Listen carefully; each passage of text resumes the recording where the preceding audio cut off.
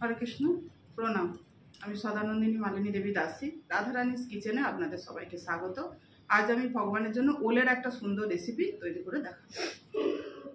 ওলের এই রেসিপিটা তৈরি করার জন্য আমি ওল নিয়েছি। একটা ওলের 4 ভাগের 1 ভাগ, একটা মাঝারি সাইজের ওল ছিল, তার 4 ভাগের 1 ভাগ নিয়ে এটাকে ছাড়িয়ে আমি এইভাবে চৌকো করে বানিয়েছি। মানে খুব মোটাও নয় আর চৌকো সাইজটাও কিন্তু বড় নয়, একটু মিডিয়াম সাইজ করে, একটু পাতলা করে, খুব মোটা নয়, এইভাবে বানিয়েছি। এইভাবে বানালে তরকারিটা দেখতে ভালো লাগে। মানে তৈরি হওয়ার পর, রান্নাটা তৈরি শেষ হওয়ার পর দেখবেন খুবই সুন্দর লাগে এটা দেখতে, ওই জন্য এইভাবে করেছি আমি। এখানে মশলার মধ্যে একটা ছোট্ট টমেটো, একটা কাঁচা লঙ্কা আর ওই 1 ইঞ্চির মতো একটু 1 গিট আদা আমি এতে পেস্ট করে রেখেছি। এটা একটু জল দেওয়া আছে বলে বেশি মনে হচ্ছে, কিন্তু এটা কমই, ছোট্ট একটা টমেটো দেওয়া আছে শুধু।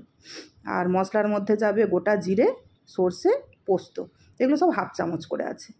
আর এগুলো আমি পেস্ট করব।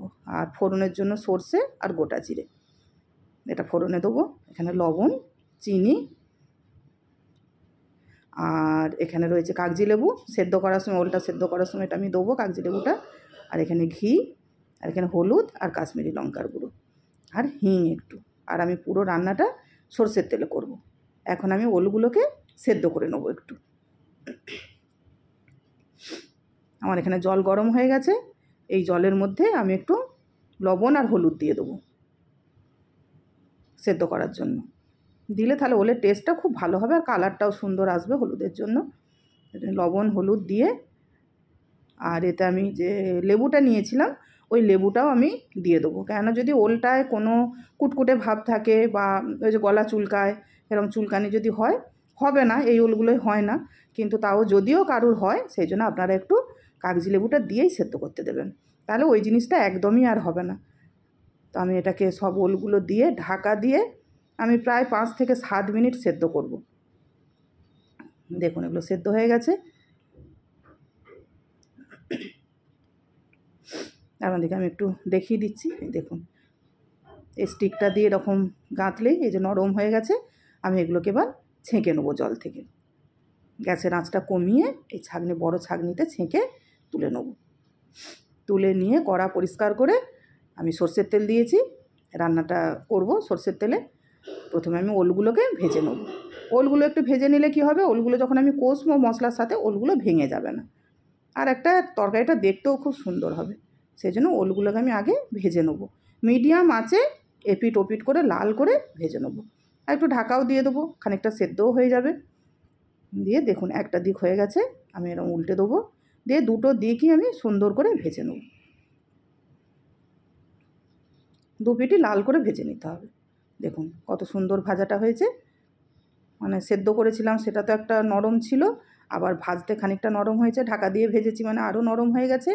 তো তরকারিটা এইভাবে করলে ভেঙে যাবে না ওলগুলো, তরকারিটা একটা সুন্দর একটা মানে দেখতে লাগবে। তো এবার আমি এই তেলের মধ্যে এই মশলাটা কষাবো, সেই জন্য অল্প একটু হিং, আমি কিছুটা তেল তুলে নিয়েছি, এতটা তেলে আমি দেবো না। আর যে সর্ষে আর গোটা জিরে রেখেছিলাম ওইটা দিয়ে দেবো ফোড়নের জন্য। সর্ষেগুলো ফাটতে শুরু করেছে। এবার আমি যে টমেটো পেস্ট করেছিলাম আদা আর কাঁচা লঙ্কা দিয়ে, খুবই সামান্য, ওটা দিয়ে দেবো। আর যে গুঁড়ো মশলা একটু হলুদ আর কাশ্মীরি লঙ্কার গুঁড়ো ছিল ওটাও দিয়ে দেবো। দিয়ে আমি কম আঁচে এটাকে কষাবো একটু।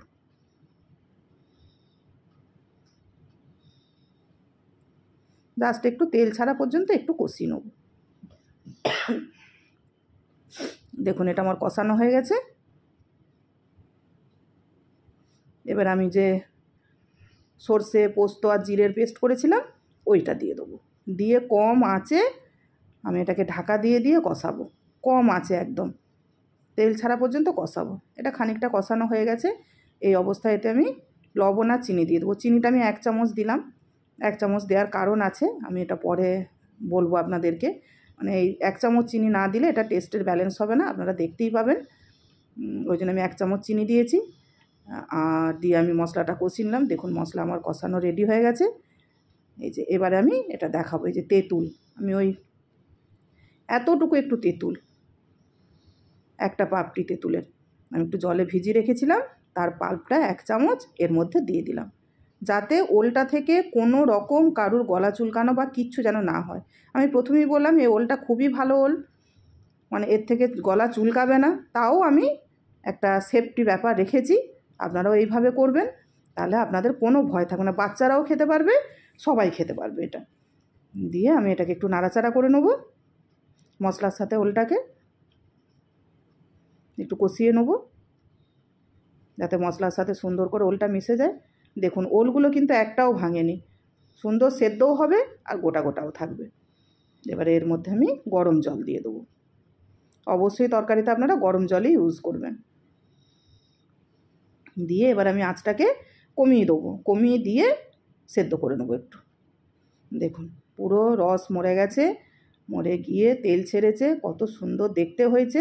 এটা কোনো রকম ঝোল হবে না, একদম গায়ে গায়ে, আর কত সুন্দর সেদ্ধ হয়েছে দেখুন, কিন্তু কোনোটা ভেঙে যায়নি, দেখতেই পাচ্ছেন আপনারা, মানে ঘন্ট জিনিস হয়েই যায়নি ওলটা।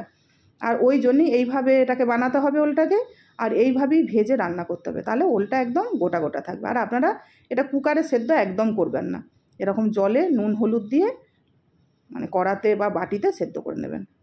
আর আমি একটু ঘি দিয়েছি, দিয়ে নাড়াচাড়া করে আমি একটু বন্ধ করে রেখে দিয়েছিলাম 2 মিনিট পর আমি প্লেটে সার্ভ করে নিয়েছি ভগবানের জন্য।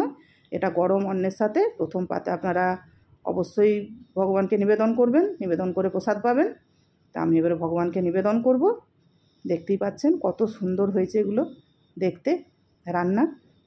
এবার আমি তুলসীপত্র দেবো এতে, দিয়ে ভগবানকে নিবেদন করব। হরে কৃষ্ণ, ভুল ত্রুটি হলে ক্ষমা করবেন, প্রণাম।